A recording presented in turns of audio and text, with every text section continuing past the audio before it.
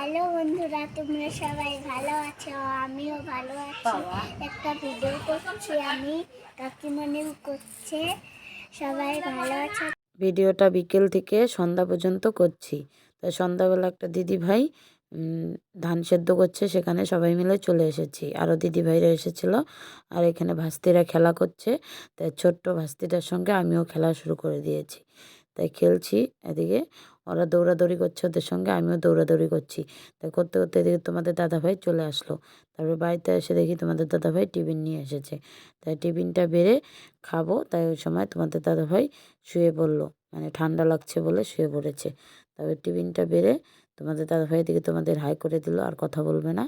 আর আমি টিফিনটা বেড়ে তোমাদের দাদাভাইকে বলছি খাওয়ার জন্য, তাই বললো যে খাবে না।